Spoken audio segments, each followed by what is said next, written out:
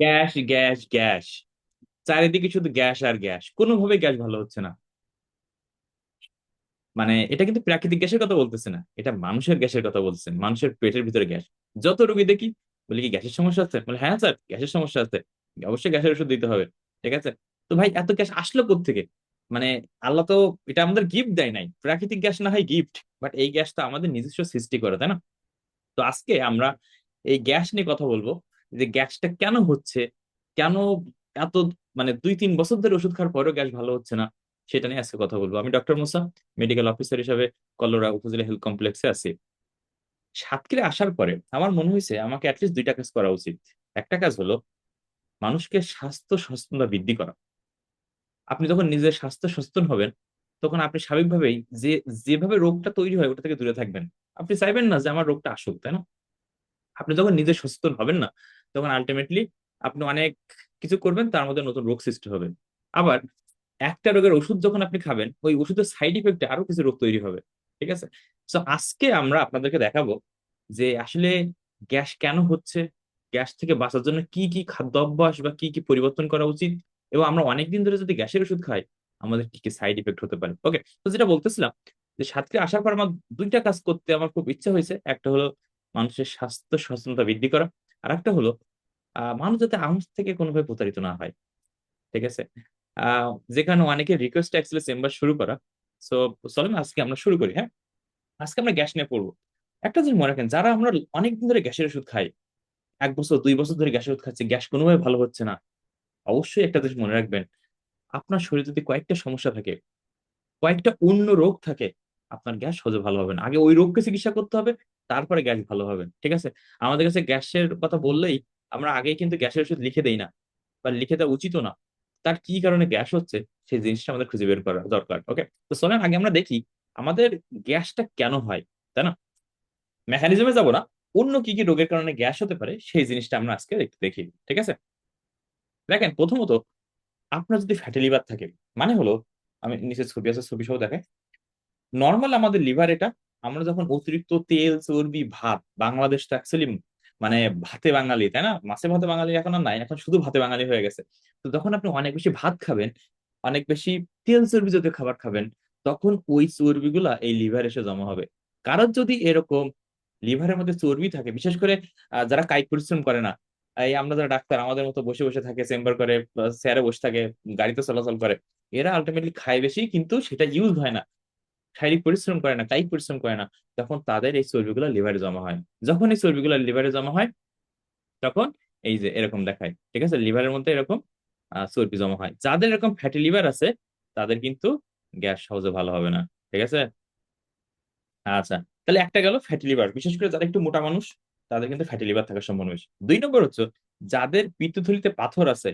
আচ্ছা, এটা এটা একটু ফ্যাটি লিভার দেখেন, এবং ফ্যাটি লিভার যাদের থাকে তখন আলটিমেটলি কিন্তু তাদের লিভারটা নষ্ট হয়ে যায়, এবং এদের কিন্তু আসলে মানে সারা জীবন একটা কমপ্লিকেশনের মধ্যে চলতে হয়। পেট ফুলে যেতে পারে, মানে মাথা অজ্ঞান হয়ে যেতে পারে, এখান থেকে ক্যান্সার হতে পারে। সো ওগুলো যাবো না, বাট আজকে আমাদের মেইন উদ্দেশ্য হলো গ্যাস নিয়ে। ঠিক আছে, তো কারো যদি পিত্ত মানে কারো যদি লিভারের মধ্যে চর্বি জমে, তার কিন্তু গ্যাসের সমস্যা ভালো হবে না, আগে ওই চর্বি তো কমাতে হবে। 2 নম্বর আসি, পিত্তথলিতে পাথর। এটা আমাদের পিত্ত, যাদের পিত্তথলিতে পাথর থাকে, এই পাথর আমাদের পিছনে তো স্টোমাক থাকে, এই যে এইখানটা স্টোমাক থাকে, তাহলে স্টোমাকে সবসময় গোতাগতি করে, যে কারণে প্রচুর পরিমাণে অ্যাসিড সিক্রেশন হয়, আমাদের গ্যাসের সমস্যা হয়। তাহলে 2 নম্বর ব্যাপার, কারো যদি পিত্তথলিতে পাথর হয়, তার কিন্তু গ্যাসের সমস্যা সহজে ঠিক হবে না। আপনি শুধু গ্যাসের ওষুধ খাবেন, কিন্তু ঠিক হবে না, আগে পিত্তর অপারেশন করতে হবে, পিত্তর কাজ করতে হবে, তাই না? 3 নম্বর ব্যাপার, আমাদের আরেকটা ব্যাপার আছে, এই যে প্যানক্রিয়াস, যেটাকে পিলাহা, সরি, যেটাকে কি বলে, অগ্নাশয় বলে। এই অগ্নাশয়ের মধ্যে যদি পাথর থাকে, তখন কিন্তু তাদেরও গ্যাসের সমস্যা সহজে ঠিক হবে না। ঠিক আছে, আর কি আছে? এরপর দেখেন যাদের কিডনি রোগ আছে, বিশেষ করে সিকেডি, অনেকদিন ধরে কিডনি রোগ, তাদেরও সহজে গ্যাসের সমস্যা ঠিক হবে না। ঠিক আছে, যদি কারো রক্তে ক্যালসিয়াম বেশি থাকে, এটা একটা বড় ব্যাপার। সবাই এসে বলে স্যার ক্যালসিয়াম দেন, ক্যালসিয়াম শরীরে ক্যালসিয়ামের ঘাটতি হয়ে গেছে। আবার বলছে গ্যাসের ওষুধ দেন। আরে ভাই, আপনি যদি ক্যালসিয়াম বেশি খান আপনার গ্যাসের সমস্যা বাড়তে থাকবে। ঠিক আছে, তো কারো শরীরে যদি ক্যালসিয়াম বেশি থাকে, তার কিন্তু গ্যাসের সমস্যা বাড়বে, গ্যাসের সমস্যা কোনোভাবে কমাতে পারবেন না। যে কারণে একই সাথে গ্যাসের ওষুধ, ক্যালসিয়ামের ওষুধ একসাথে খাবেন না। ঠিক আছে, আবার কিছু কিছু রোগ আছে যেখানে শরীরে ক্যালসিয়ামের পরিমাণটা বেড়ে যেতে পারে। যদি কারোর এই যে আমাদের গলার এখানে থাইরয়েডের পাশেই থাকে প্যারাথাইরয়েড ওর ভিতরে, যদি কারোর এই রোগ থাকে, হরমোনাল সমস্যা থাকে, কারোর যদি ক্যান্সার থাকে, হাড্ডির মধ্যে ক্যান্সার থাকে, তাদের ক্ষেত্রে কিন্তু আলটিমেটলি, এবং যাদের যক্ষা রোগ আছে এদেরও অনেক সময় শরীরে ক্যালসিয়ামের পরিমাণটা বেশি থাকে, তখন কিন্তু তাদের গ্যাসের সমস্যা হয়। তবে ক্যালসিয়ামের সমস্যা শরীরে বেশি আছে কিনা এটা বুঝবেন কেমন, কিছু সাইড ইফেক্ট আছে মানে যেটা আপনি বুঝতে পারবেন যে সবসময় ঝিমঝিম লাগবে, পানি পিপাসা লাগবে, বারবার প্রস্রাব হবে, ঠিক আছে, কোনো কাজ করতে ভালো লাগবে না, মাংসের মধ্যে ব্যথা হবে, ঠিক আছে, খাবারে অরুচি হবে, এরকম কিছু ব্যাপার স্যাপার আছে যেটা দেখে আমরা বুঝতে পারি যে তার শরীরে আসলে ক্যালসিয়াম বেশি হয়ে গেছে কিনা। সো আন্দাজে ক্যালসিয়াম খাবেন না, অবশ্যই পরামর্শ নিয়ে খাবেন, ঠিক আছে। আর একটা ব্যাপার, যাদের ডায়াবেটিক সমস্যা আছে, এই ডায়াবেটিক সমস্যা হলে বহুত সমস্যা হয়, তার ভিতরে একটা সমস্যা হলো আমাদের খাদ্যনালীর মুভমেন্ট গুলো কমে যায়, যেখানে তার গ্যাসের সমস্যা হয়, ঠিক আছে। সো আমরা অনেকগুলো রোগের কথা দেখলাম যে এই রোগগুলো যদি থাকে তার কোনোভাবে কিন্তু গ্যাসের সমস্যা ঠিক হবে না। কি কি রোগ সেটা?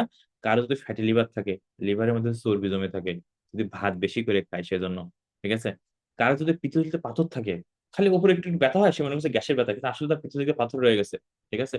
কারো যদি প্যানক্রিয়াসের সমস্যা থাকে, তার যদি কিডনি থাকে, রক্ত যদি ক্যালসিয়াম বেশি থাকে, এবং যদি কারো ডায়াবেটিক্স থাকে এবং অনেকদিন ধরে আনকন্ট্রোল অনিয়ন্ত্রিত ডায়াবেটিক্স থাকে, তাদের ক্ষেত্রে কিন্তু গ্যাসের সমস্যা হতে পারে। তো আমাদের কাছে যদি কেউ শুধুমাত্র গ্যাসের সমস্যা নিয়ে আসে, আমরা এই প্রত্যেকটা জিনিস মাত্র একটা টেস্ট করে দেখতে পারি, সেটা হলো যদি পেশেন্ট একটা আল্ট্রাসাউন্ড করা হয়। আল্ট্রাসাউন্ড করা হলে তার ফ্যাটি লিভার দেখা যাবে, পিত্তথলিতে পাথর আছে কিনা দেখা যাবে, প্যানক্রিয়াস আছে কিনা দেখা যাবে, কিডনি রোগ আছে কিনা দেখা যাবে। এই দুইটা তো আসলে অন্য সমস্যা, বাট একটা আল্ট্রাসাউন্ড করে কিন্তু আমরা সব আলাদা করতে পারি। ওকে, আর একটা ব্যাপার আছে, একটা ইনফেকশন আছে, সেটা হলো হেলিকোব্যাক্টার, একটা পাইলন একটা ব্যাকটেরিয়া ইনফেকশন হয়। কারো যদি এই ব্যাকটেরিয়া ইনফেকশন হয়, তার কিন্তু গ্যাসের সমস্যা ঠিক হয় না। ওকে, এর বাইরে আরো কিছু কারণ আছে যে কারণে একজন মানুষের গ্যাসের সমস্যা ঠিক নাও হতে পারে, সেটা আসি। এর ভিতরে গুরুত্বপূর্ণ একটা কারণ, আমাদের বাংলাদেশে সবাই হয় স্মোক করে, নাই পান খায়, ঠিক আছে। আপনি যদি ধূমপান করেন, আপনি যদি তামাক জর্দা খান, বাংলাদেশ মানুষ অ্যালকোহল একটু কম খায়, বাট যদি অ্যালকোহল কেউ খায়, তাহলে আলটিমেটলি তার মধ্যে গ্যাসের সমস্যা ঠিক হবে না। সো আপনি যদি গ্যাস ঠিক করতে চান, আপনি পানও খাচ্ছেন, সুপারিও খাচ্ছেন, তামাকও খাচ্ছেন, আবার গ্যাসের ওষুধও খাচ্ছেন, লাভ কি রে ভাই? ওই ওষুধ খাচ্ছেন, ও সাইড ইফেক্ট হবে, আপনার টাকা কোম্পানির পকেটে চলে যাবে, ঠিক আছে। সো নিজে সচেতন হন, কোম্পানির লোক আর মাইন্ড করিয়েন না, নিজে সচেতন হন যে মানে এটা কিন্তু আপনি সচেতন হলে, আপনি যদি স্বাভাবিক লাইফস্টাইল মেনটেন করেন, আপনার কিন্তু গ্যাসের সমস্যা হবে না, ঠিক আছে। আচ্ছা, এবং কিছু ওষুধের কারণে গ্যাসের সমস্যা হয়। ওকে, এছাড়া অতিরিক্ত ঝাল জাতীয় খাবার, হম, বাংলাদেশের মানুষ, বিশেষ দক্ষিণাঞ্চলের মানুষ, সাতক্ষীরার মানুষ মশলা খায় বেশি, ঝাল খায় বেশি, যদি এখন ঝাল বেশি খায়, তার কিন্তু গ্যাসের সমস্যা ঠিক হবে না। সো এইগুলো কমাতে হবে। কমালে তারপর আপনি বলতে পারেন হ্যাঁ, যে আমি এত সব দেখলাম, তাহলে এখন কেন আমার গ্যাসের সমস্যা কমতেছে না, তখন আমরা দেখবো। ওকে, বাট এই সমস্যাগুলো যদি থাকে, আপনার কিন্তু গ্যাসের সমস্যা কন্ট্রোল হবে না। সো আগে এই জিনিসগুলোকে অবশ্যই অবশ্যই ভালো করে দেখতে হবে। তাহলে আবার একটু বলি, কারো যদি পিত্তথলিতে পাথর হয়, কারো যদি লিভারে চর্বি জমে, বিশেষ করে মোটা সোটা মানুষ। ও আরেকটা ব্যাপার, কেউ যদি বেশি মোটা মানুষ হয়, ঠিক আছে, তাহলে পেটে চাপ লেগে ওই কিন্তু গ্যাসও উপরের দিকে উঠে যাবে। সো যারা বেশি মোটা মানুষ, যারা বেশি টাইট জামা কাপড় পরে, ঠিক আছে, তাদের কিন্তু গ্যাসের সমস্যা হতে পারে। ওকে, এবং যারা খাওয়ার পর পরে শুয়ে পড়ে, এগুলো আমি দেখাবো যে কি করলে গ্যাসের সমস্যা হবে না, সেগুলো আমি একটু পরে দেখাবো। ওকে, সো আমরা যেগুলো বলতেছিলাম যে কারো যদি লিভারে চর্বি জমে, কারো যদি পিত্তথলিতে পাথর থাকে, কারো যদি প্যানক্রিয়াসের সমস্যা থাকে, আই মিন অগ্ন্যাশয়ের সমস্যা থাকে, ঠিক আছে, কারো যদি ডায়াবেটিক্স থাকে এবং শুধু অনিয়ন্ত্রিত থাকে, তখন কিন্তু তাদের গ্যাসের সমস্যা কোনোভাবে কমবে না। আপনি যতই ওষুধ দেন, আগে ওই রোগগুলো ট্রিট করতে হবে, তারপর তার গ্যাসের সমস্যা কমবে। একই সাথে কারো যদি বাজে হ্যাবিট থাকে, অ্যালকোহল খায়, মানে মদ খায় আর কি, তামাক খায়, পান খায়, বিড়ি খায়, বিড়ি তো পান না, ধূমপান করে, সিগারেট খায়, তাদের কিন্তু সহজে গ্যাসের সমস্যা ঠিক হবে না। সো আগে এইগুলো ট্রিট করতে হবে। ওকে, তো চলেন, আমরা যে অনেকদিন ধরে গ্যাসের ওষুধ খাই, আপনারা জানেন কতগুলো রোগ হতে পারে গ্যাসের ওষুধ থেকে? অনেক কিছু হতে পারে, চলেন আমরা একটু দেখি কি কি হতে পারে। প্রথমে দেখেন, হাড্ডিগুলো দুর্বল করে দেয়, আমাদের শরীরে ক্যালসিয়াম গুলোকে বের করে ফেলে, সহজে হাড্ডিগুলো দুর্বল হয়ে যায়। তখন কি হবে, আপনি একটু আঘাত লাগলে হাড্ডি ভেঙে যাবে, মানে জাস্ট খাটের থেকে নিচে পড়ে গেলেন, অথবা আপনি হাট থেকে জাস্ট বসে পড়লেন, হাড্ডি ভেঙে গেছে। সো হাড্ডিগুলো প্রচুর দুর্বল করে দেয় এই এই এই এই মানে এই ওষুধ, গ্যাসের ওষুধ, ঠিক আছে। বিশেষ করে হাড্ডিগুলো ভেঙে যাবে, হ্যাঁ। শরীরে ম্যাগনেসিয়ামের পরিমাণ কমে যায়, ক্যালসিয়ামের পরিমাণ কমে যায়, যে কারণে যে কোনো সময় হার্ট মানে মানে ধুকপুক ধুকপুক করবে, যে কোনো সময় খিঁচুনি হতে পারে, ঠিক আছে। তাছাড়া বিভিন্ন রোগ হতে পারে, যেমন এগুলো আপনার বুঝবেন না, নিউমোনিয়া হতে পারে, বারবার ডায়রিয়া হতে পারে, পাতলা পায়খানা হতে পারে। ভিটামিনের ঘাটতি খুবই ইম্পর্টেন্ট, শরীরে রক্ত শূন্যতা হয়ে যায়, শরীরে আয়রন কমে যায়, ভিটামিন কমে যায়, ঠিক আছে, শরীরে রক্ত শূন্যতা তৈরি হয়। এবং যারা অনেকদিন ধরে খায়, কিছু কিছু ওষুধের কারণে কিন্তু তার কিডনি রোগ হতে পারে। ওই কিডনি রোগ এমন একটা রোগ, আল্লাহ যদি মানে মানে মানে যদি কোনো মানুষকে বলা হয় তুমি একটা রোগ থেকে বাঁচতে চাও, সেটা কোন রোগ, সেটা অ্যাকচুয়ালি কিডনি রোগ হওয়া উচিত। মানে এটা আমি ওটা নিয়ে একটু কথা বলবো অন্যদিন। সো কিডনি রোগ এটা হতে পারে, ঠিক আছে। এবং সবচেয়ে মজার ব্যাপার কি জানেন, এই যে যারা অনেকদিন ধরে গ্যাসের ওষুধ খায় এরা হঠাৎ করে গ্যাসের ওষুধ বন্ধ করতে পারে না। কারণ হঠাৎ করে গ্যাসের ওষুধ বন্ধ করলে গ্যাসের পরিমাণ আরো আগের তুলনায় বেড়ে যায়, তখন সে মনে করে আমার আবার গ্যাসের ওষুধ খাওয়া লাগে। এই জন্য গ্যাসের ওষুধ আস্তে আস্তে বন্ধ করতে হয়, ডোজ কমায় কমায় বন্ধ করতে হয়, হঠাৎ করে বন্ধ করতে হয় না। সো গ্যাসের ওষুধ যারা খাচ্ছেন একটু মনে রাখবেন, আপনার হাড্ডিগুলো দুর্বল হয়ে যাবে, যে কোনো সময় পড়ে গেলে হাড্ডি ভেঙে যাবে, যে কোনো রকম ডায়রিয়া নিউমোনিয়া ইনফেকশন হতে পারে, শরীরে রক্ত শূন্যতা হতে পারে, হাঁটবেন দুর্বল দুর্বল লাগবে, কারণ শরীরে রক্ত না থাকলে দুর্বল লাগবেই। এছাড়া কিছু হাত পা চিনচিন ঝিনঝিন কিন্তু এই গ্যাসের সমস্যার কারণে করতে পারে, কিছু ভিটামিন সে ডেফিসিয়েন্সি করে, কিছু ভিটামিন সে অভাব করে দেয়, ঠিক আছে। এবং আপনি যদি হঠাৎ করে বন্ধ করেন তখন আলটিমেটলি গ্যাসের সমস্যা আরো বেশি হয়ে যাবে। সো যারা অনেক ধরে গ্যাসের ওষুধ খাচ্ছেন সাবধান, ঠিক আছে। এরপর আসি যে আসলে কি ধরনের খাদ্য অভ্যাস আমাদের মানে চুজ করা উচিত, ঠিক আছে। যে দেখেন, আমরা একবার অনেক বেশি খাবো না, হ্যাঁ, একদম কবজি ডবায় খাবো না, আমরা খাবো বাট অল্প অল্প করে খাবো। আপনি 3 বেলা থেকে 4 বেলা খান, বাট কম কম করে খান, কারণ আপনি যখন একবার বেশি খাবেন শরীর অত বেশি হজম করতে পারবে না, গ্যাস তৈরি হবে, আবার ওই খাবারটা উপরের দিকে চাপ দিয়ে আপনার টকটক ঢেকুর উঠবে, ঠিক আছে। খুব ঝাল খাবার, তারপরে এই যে তেলযুক্ত খাবার, ভাজা পোড়া খাবার, এগুলো খাওয়া যাবে না, ঠিক আছে। কিছু মানে সবজি আছে যেমন ডাল, বাঁধাকপি, ফুলকপি, এইগুলোতে কিন্তু একটু গ্যাস হয়, সো বেটার আপনি এগুলো অ্যাভয়েড করতে পারেন। সফট ড্রিঙ্কস, মোজো, তারপরে হচ্ছে কোক, পেপসি, এগুলা খাবেন না, হ্যাঁ। আঁশযুক্ত খাবার, একটু শাকসবজি যুক্ত খাবার খাবেন। অনেকে বলে শাকসবজি খেলে গ্যাস বাড়ে, কিন্তু আঁশযুক্ত খাবার খাবেন, দেখবেন হচ্ছে গ্যাসের সমস্যা তো হচ্ছে না। এবং ভাতগুলো গিলে খাবেন না, আমার তো খুব ব্যস্ত আজকাল, গিলে খায় ভাতগুলো, একটু চাবাই চাবাই খাবেন। এই ভাতগুলো চাবাই চাবাই খাওয়ার সুবিধা আছে, হ্যাঁ? আমরা যখন ভাত শুধু গিলি, সময় নাই, তখন অ্যাকচুয়ালি আমরা খাই বেশি। কারণ কি, মানে কারণটা হলো, আমরা যখন প্রথম খাবার চিবাই আমাদের পাকস্থলী থেকে, মানে আমাদের খাদ্য নালী থেকে এক ধরনের হরমোন তৈরি হয়। ওই হরমোন আমাদের মাথায় সিগন্যাল দেয় ও কিন্তু খাচ্ছে। ওই হরমোনটা যখন বাড়ে তখন আমাদের খাওয়ার রুচি কমে যায়। হ্যাঁ, মানে আমাদের বলে যে হ্যাঁ ও যথেষ্ট খাইছে আর খাওয়ার দরকার নেই। কিন্তু আপনি যখন গিলে গিলে খাবেন, দ্রুত খাবেন, তখন ওই সিগন্যাল দিয়ে কাজ করতে সময় লেগে যায়, ঠিক আছে। তখন মানুষ খায় বেশি, খাওয়ার পরে স্যাটিসফ্যাকশন আসে না, মানে আরো খাইতে হবে আরো খাইতে হবে, ওই যে বলে না, পেট ভরে কিন্তু চোখ ভরে না, ওরকমই। খেয়ে পাকস্থলী ভরে গেছে, কিন্তু দেখে মনে হচ্ছে আরো খাওয়া দরকার। ওকে, সো খাবারটা চিবাই চিবাই খাইতে হবে, ধীরে ধীরে খাইতে হবে, খালি গিলা যাবে না। ওকে, সো আমরা কি করব, অল্প অল্প বারবার খাবো, পেট খালি রাখবো না, ভাজা পোড়া কম খাবো, সফট ড্রিঙ্কস কম খাবো, না খাওয়ার চেষ্টা করবো, ঠিক আছে। আচ্ছা, এর সাথে এই যে ভাজা পোড়া খাবেন না, হ্যাঁ, কিছু কাজ করতে হবে, জীবনে তার মান পরিবর্তন করতে হবে। যেমন খাওয়ার পর পর শুয়ে পড়বেন না, কারণ খাওয়ার পর পর শুয়ে পড়লে ওই খাওয়া সব উপরের দিকে চলে আসবে। একটু হাঁটাহাঁটি করবেন, অ্যাটলিস্ট 10-15 মিনিট, 20 মিনিট হাঁটাহাঁটি করবেন। এখানে 2 ঘন্টা বলছে, বাট অ্যাটলিস্ট 15-20 মিনিট হাঁটাহাঁটি করবেন। রাতের খাবারটা যত আগে আগে খাওয়া যায়, কারণ কি আপনি যদি রাত 12টার সময় খান আবার 1টার সময় যদি ঘুমাতে যান, তাহলে কি হইলো, গ্যাসের সমস্যা হবে। অথবা আপনি যদি রাত 8টার সময় খান, যদি 10টার সময় ঘুমাতে চান, মাঝখানে 2 ঘন্টা ব্রেক পাবেন। তো রাতের খাবারটা যত দ্রুত খাওয়া যায়, প্রতিদিন একটু হাঁটাহাঁটি করবেন, ব্যায়াম করবেন। কারণ আমরা হাঁটাহাঁটি ব্যায়াম না করার কারণে আমাদের শরীরে সবকিছু স্থবির হয়ে যায়। ওকে, মানসিক চাপ কমাতে হবে, এটা খুবই খুবই ইম্পর্টেন্ট। আমাদের তো অনেকেই আছে শুধুমাত্র ওই মানসিক চাপের কারণে, দুশ্চিন্তার কারণে তার গ্যাসের সমস্যা ঠিক হয় না।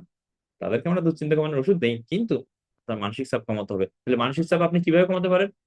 অন্যদের সাথে গল্প করেন, আড্ডা দেন, বিকেলে একটু হাঁটতে যান, একটু মানে একটু মানে প্রাকৃতিক বাতাস খান, ঠিক আছে। যারা শহরে থাকেন তাদের জন্য মুশকিল, কিন্তু আহ লোকজনের সাথে কথা বলেন।